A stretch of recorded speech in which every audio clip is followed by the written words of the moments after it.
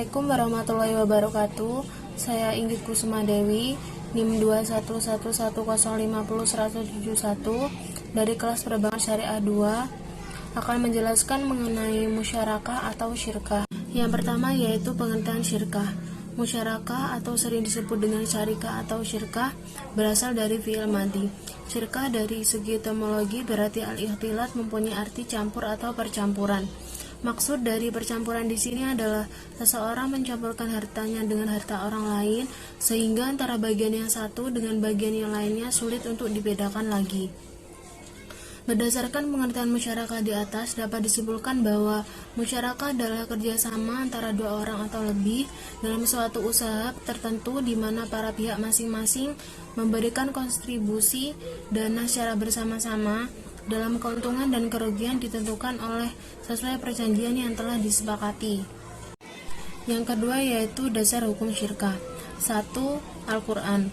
Dalam surat An-Nisa ayat 12, pengertian syirkah adalah bersekutu dalam memiliki harta yang diperoleh dari warisan.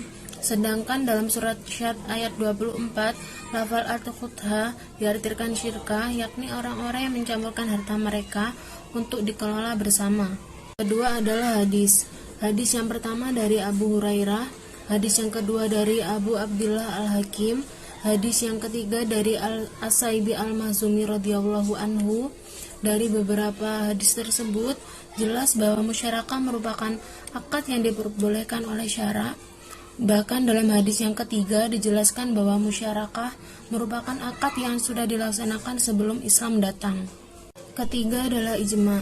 Ibnu Qudamah dalam kitabnya Al-Mughni telah berkata, kaum muslimin telah berkonsensus terhadap legitimasi musyarakah secara global, walaupun terdapat perbedaan dalam beberapa elemen darinya. 3. Syarat dan rukun syirkah. Syarat syirkah ada 3, yaitu 1.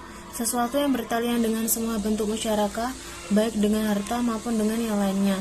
2. Sesuatu yang berkaitan dengan musyarakah mal atau harta. 3. Sesuatu yang bertalian dengan syarikat mufadah. Rukun syirkah juga ada 3, yaitu 1. Siknat atau ijab dan kabul. 2. Al-aqidain atau subjek perikatan. 3. Al-mahlul aqad atau objek perikatan. Bagian syirkah.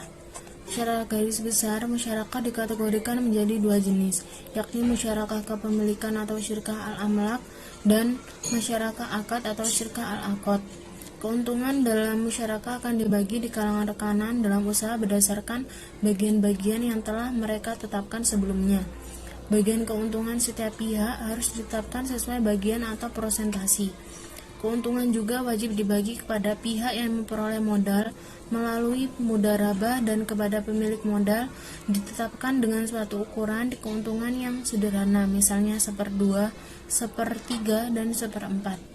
Pendapat dari pengikut Hambali sama dengan pengikut Hanafi, yaitu bahwa keuntungan harus dibagikan di antara atau para rekanan sesuai ketentuan-ketentuan yang telah ditetapkan sepanjang bentuk mudharabah atau musyarakah itu dianggap sederhana, maka tidak ada perbedaan pendapat dalam masalah tersebut.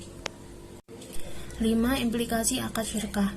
Implikasi akad musyarakah atau syirkah dalam lembaga keuangan syariah yaitu dalam bentuk pembiayaan musyarakah.